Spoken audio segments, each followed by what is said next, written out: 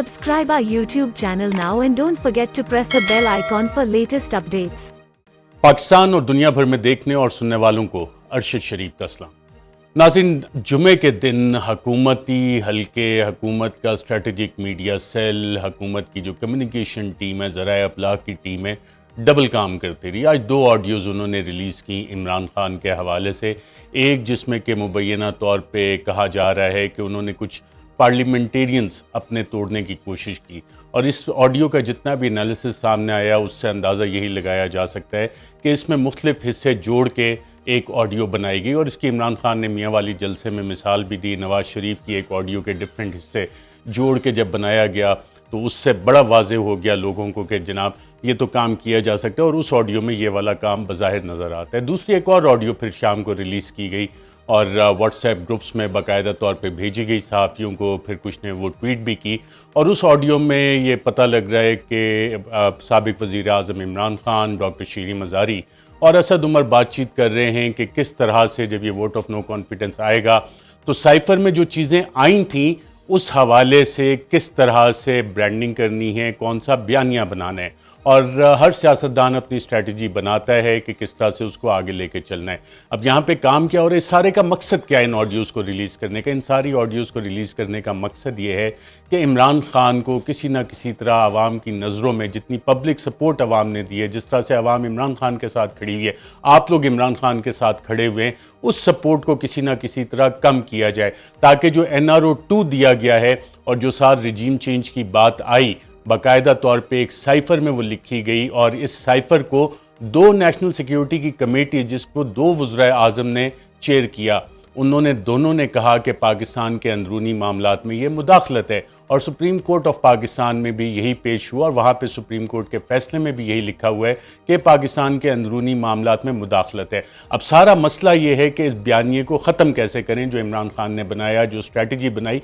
और आवाम को समझाने के लिए कि ये एक बैरूनी साजिश हुई है बाकायदा तौर पर। इसमें जो प्ले बुक थी, चंद हैंडलर्स, चंद सहूलतकार, चंद साजिशी, और सामने ये कठपुतलियाँ जो ला के उन्होंने हुक्मरानों के नाम पर बिठाई, जिनको इमरान खान कहते हैं इंपोर्टेड हुकूमत, लोग इनको कहते हैं इंपोर्टेड हैं। और इसकी वजह है नाज़रीन, इसमें एक बड़ी बुनियादी सी चीज़ है कि वज़ीर आज़म पाकिस्तान के पास ये इख्तियार होता है कि वो कोई भी डॉक्यूमेंट पब्लिक कर दे। साइफ़र को पब्लिक किया जा सकता था, लेकिन साइफ़र पब्लिक करने से इमरान खान को भी मना किया गया। धमकियाँ दी गई, उनके वज़रा के ज़रिए कन्वे की गई कि अगर आपने ये साइफ़र पब्लिक किया तो आप पे ऑफिशियल सीक्रेट एक्ट लगाया जाएगा। इमरान खान ने ये बात अभी तक नहीं बताई, लेकिन जब भी इसकी तहकीकात होंगी, जैसे कि मियाँ वाली जलसे में भी कहा कि बहुत खुश हैं कि तहकीकात, तो ये तमाम चीज़ें वहाँ पे सामने आएंगी, सवालात उठेंगे कि एक मुल्क के सिटिंग वज़ीर आज़म को धमकी किसने लगाई। और वज़ीर आज़म जो कि नेशनल सिक्योरिटी एडवाइज़र अपॉइंट करता है, army chief, air chief, naval chief, intelligence chief, वो एक साइफ़र पब्लिक नहीं कर सकता, उसके कॉन्टेंट्स पब्लिक नहीं कर सकता।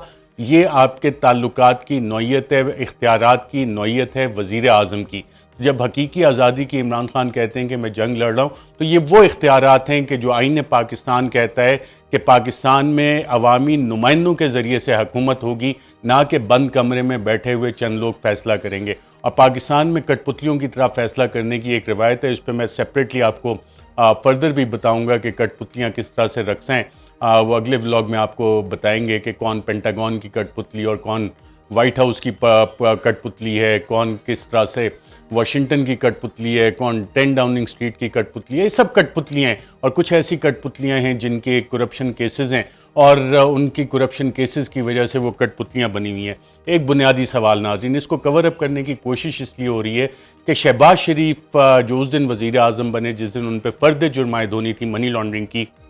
जो 22 अप्रैल का एलामिया जारी किया गया, उसमें बाकायदा लिखा गया कि इसमें जो 37वीं नेशनल सिक्योरिटी कमेटी की मीटिंग हुई है उसी को कंफर्म किया गया है, उसकी तायद की गई है, उसकी तस्दीक की गई है।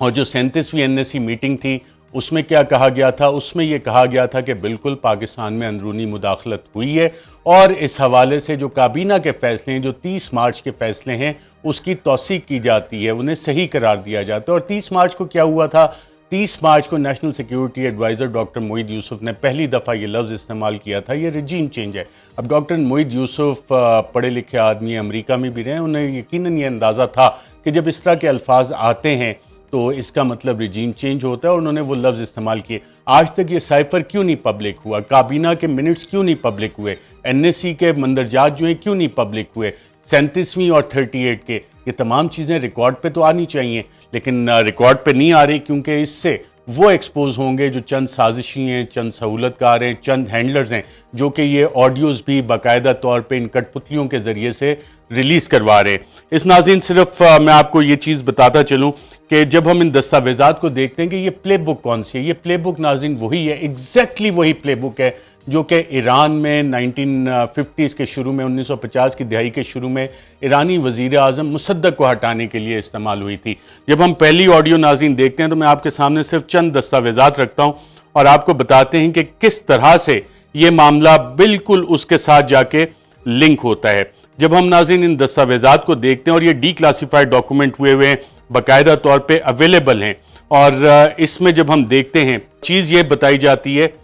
कि जब पहली ऑडियो को हम देखते हैं तो फिर हम इन दस्तावेज़ात को देखते हैं, तो अब आप जो दस्तावेज़ नाज़रीन देख रहे हैं इसमें यह बताया जा रहा है कि हमने मेजॉरिटी एक वोट की सिक्योर करनी है मुसद्दक़ के ख़िलाफ़, और अभी हमारा ये एस्टीमेट है कि 30 पार्लियामेंटेरियन जो हैं वो तैयार हैं मुसद्दक़ के ख़िलाफ़ वोट देने के लिए, और वो ये समझते हैं कि फिर मेजॉरिटी बन जाएगी। और इसको कहा जा रहा है कि जनाब इसको हम बाकायदा तौर पे प्रोजेक्ट करेंगे कि ये एक डेमोक्रेटिक ट्रांजिशन है, और ये वाली चीज़ नाज़रीन रिकॉर्ड के ऊपर मौजूद है, वही प्ले बुक है जो कि पाकिस्तान में यहाँ पे भी इस्तेमाल की गई। इस हवाले से नाज़रीन एक लंदन प्लान नवाज शरीफ का बना और एक लंदन प्लान मुसद्दक़ के खिलाफ बना था। उस लंदन प्लान में क्या था? उस लंदन प्लान में एग्जैक्टली वही चीज़ थी जो आज पाकिस्तान में हो रही है, क्योंकि रिजीम चेंज को ये जितनी दबाने की कोशिश कर रहे हैं ये उतनी ही ज़्यादा अपने आप को एक्सपोज करते हैं। London draft of the Ajax operational plan, और इसमें कहा जा रहा है कि अमेरिका और बरतानिया दोनों की ये ख्वाहिश है, दोनों का ये फैसला है कि ईरानी वज़ीर आज़म मुसद्दक़ को तब्दील किया जाए, नहीं तो ईरान जो है बिल्कुल माशी कोलैप्स की तरफ चला जाएगा और ये वाला ईरान जो है सोवियत ब्लॉक में चला जाएगा। ये आप पढ़ सकते हैं, ये डीक्लासिफाइड डॉक्यूमेंट्स हैं, CIA के वेबसाइट्स पे भी अवेलेबल है, मैं भी आपको दिखा रहा हूँ। बड़ा वाज़ेह कहा जा रहा है मुसद्दक़ को हटाना है, मुसद्दक़ को हटाने की वजह इसलिए है कि वो सोवियत ब्लॉक में चला जाएगा, और अगर ना हटाया तो इकनॉमिक कोलैप्स हो जाएगा। पाकिस्तानी कौम को इन्होंने क्या नारे लगाए कि जो माशी तौर पे तबाह हो रहे हैं, और पिछले 6 महीने में जो इन्होंने माशी तबाही की वो हमें बाकायदा नज़र आ रही है कि मूडीज़ ने भी हमारी रेटिंग डाउन कर दी। फिर इसमें इन्होंने कहा है कि general Zahedi is the only figure in Iran currently capable of heading a new government who could be relied upon to repress Soviet communist penetration and carry out basic reforms। के general Fazlullah जाहिदी जो उस वक्त Iranian army में था वो वाहिद शख्स है जिस पे कि अमेरिका और बरतानिया रिलाई कर सकता है, जो कि जो हम चीज़ें चाह रहे हैं वो करेगा, और सोवियत कम्युनिस्ट पेनिट्रेशन जो है जिस तरफ झुकाव होने जा रहा है ईरान का उसको रोक सकेगा। और फिर इन्होंने बताया कि इस प्लान के 3 हिस्से हैं, एक मिलिट्री नेचर का होगा, फिर उसके बाद प्रिलिमिनरी सपोर्ट इसमें प्रोवाइड की जाएगी, and the mass propaganda campaign, और फिर एक प्रोपेगेंडा कैंपेन चलाई जाएगी। ये सारी प्लेबुक बनी हुई है, जो आप ये ऑडियो लीक्स देख रहे हैं ये उसी प्लेबुक का हिस्सा है, क्योंकि जब ये रिजीम चेंज ऑपरेशन होता है तो इसमें मीडिया का इस्तेमाल कैसे करना है वो भी आता है। फहाद हुसैन जो अमेरिका की कोलंबिया यूनिवर्सिटी से पढ़े हुए हैं वो इस हुकूमत का बाकायदा हिस्सा बने, और जो हिस्सा बने उसके बाद जितनी चीज़ें आ रही हैं, कल शहबाज शरीफ की जब प्रेस कॉन्फ्रेंस हुई उसमें भी आपको बैठे हुए वो नजर आए, तो ये स्ट्रैटेजिक कम्युनिकेशन के एडवाइज़र है वहाँ पे, तो ये प्लेबुक तो यकीनन उनके इल्म में होगी। ये वही फहाद हुसैन है कि जब इमरान खान वज़ीर आज़म थे तो उन चंद लोगों में से पार्लियामेंटेरियंस और दीगर में शामिल थे, और फहाद हुसैन जाके US एम्बेसी में मुलाकातें भी करते रहे थे, और इंटेलिजेंस ब्यूरो ने उस हवाले से बाकायदा उस वक्त के वज़ीर आज़म इमरान खान को रिपोर्ट दी थी। तो अब क्या ये वाली जो ब्लैक प्रोपेगेंडा कैंपेन चलानी थी ये उसी का हिस्सा है जो कि चलाई जा रही है। और इस हवाले से नाज़रीन जो साइफर था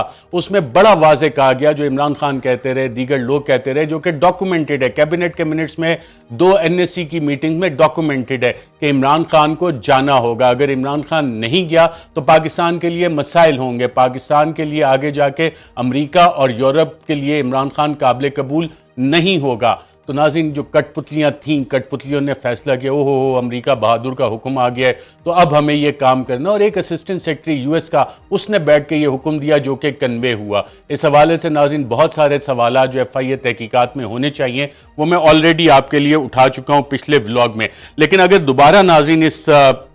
प्रेस रिलीज को देखते हैं जो शहबाज शरीफ के दौर में 22 अप्रैल को जारी हुआ, तो इसमें कहा जा रहा है कि वज़ीर आज़म शहबाज शरीफ ने 38 नेशनल सिक्योरिटी कमेटी की मीटिंग की सदारत की, और इसमें मौजूद कौन कौन था। इसमें नाम लिखे गए कि जी इसमें मौजूद थे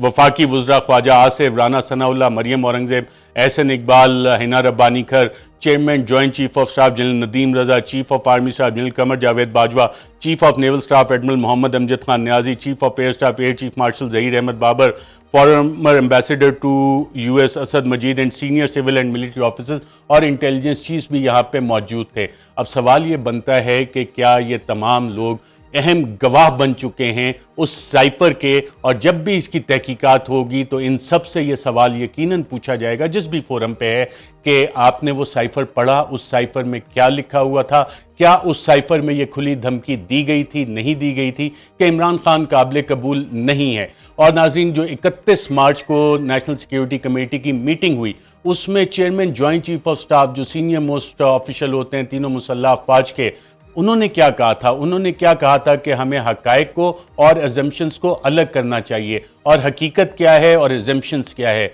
ये नाज़रीन कहानी फिर किसी दिन सही, क्योंकि जो चीज़ chairman joint chief of staff ने कही थी वो रिकॉर्डेड है उन मिनट्स में, और वो तमाम अब रिकॉर्ड का हिस्सा है। और ये जितनी भी ऑडियो लीक्स हैं ये सिर्फ एक कवर अप करने की कोशिश है उन चंद साजिशों की, उन चंद हैंडलर्स की, उन चंद सहूलतकारों की जो कि इन कठपुतलियों को लेके आए। और इन कठपुतलियों को कंट्रोल करना आसान है क्योंकि इनके करप्शन के केसेस थे, ये आराम से बात सुन लेंगे। और मुसद्दक को हटा के जो पहलवी की हुकूमत लाई गई कि जी जो खानदान पहले से हुकूमत करते आ रहे हैं डायनेस्टिक पॉलिटिक्स, ये भुट्टो और शरीफ खानदान के साथ हम काम कर सकते हैं। और इमरान खान इस हवाले से जो कहते हैं उस पर यकीनन हर किसी को सोचना है कि जिसके असास से बैरून मुल्क पड़े और जिनकी मनी ट्रेल मौजूद नहीं है उनको हैंडल करना ज़्यादा आसान काम है। इमरान खान तो काफ़ी अर्सा हो गया मुल्क से बाहर अपने पर्सनल विजिट पे भी नहीं गए, और ना उनकी कोई बाहर जायदादें हैं। जिनकी बाहर जायदादें हैं बरतानिया में हैं, अमेरिका में, ऑफशोर अकाउंट्स में, वो कठपुतलियाँ ज़्यादा आसानी से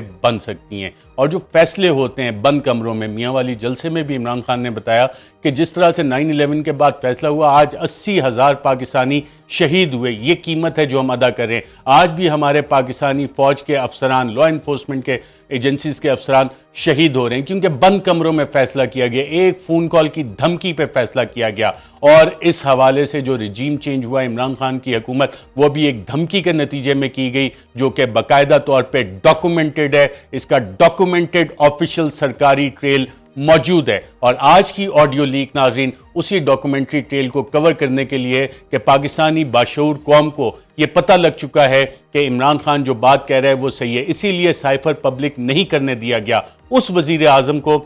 जिसके ये इख्तियारात हैं कि वो कोई भी डॉक्यूमेंट को पब्लिक कर सकता है। और ये बात किसने की थी कि ये पब्लिक नहीं करना, उसके बाद से पूरा जो निज़ाम है वो एक्टिवेट हुआ कि नहीं नहीं नहीं ये साइफर की कॉपी किसी के पास नहीं जानी चाहिए, ये पब्लिक नहीं होना चाहिए। हालांकि मुल्क के वजीर आजम का ये इख्तियार है कि उसके कॉन्टेंट्स बेशक पैराफ्रेज करके या किसी भी तरह उसे पब्लिक किया जाए, लेकिन यह काम रोक दिया गया और उसके बाद से गोंगलुओं से मिट्टी झाड़ी जा रही है। इसको सिर्फ कवर अप करने की एक कोशिश की जा रही है और जो ऑडियो लीक्स इस हवाले से हो रही हैं वो उसी चीज़ का हिस्सा है कि जी इमरान खान को गंदा किया जाए। लेकिन ये ऑडियो लीक्स उसी प्लेबुक का हिस्सा हैं जिसमें कि बाकायदा तौर पे एक मास प्रोपेगेंडा कैंपेन चलाई जाती है, मीडिया को इस्तेमाल किया जाता है जिस लीडर को हटाया जाए, और हम ये इस्तेमाल देख रहे हैं। और मीडिया को डराया गया, धमकाया गया, सहाफ़ियों पे तशद्दुद हुआ, आज भी ये सिलसिला जारी है। और इसमें खुफिया कॉल्स आती हैं, खुफिया लोग जो हैं वो जाके मुलाकातें भी करते हैं और ये तमाम किरदार मौजूद हैं। अगर इसकी तहकीकात हुई तो ऑपरेशन मिडनाइट जैकॉल से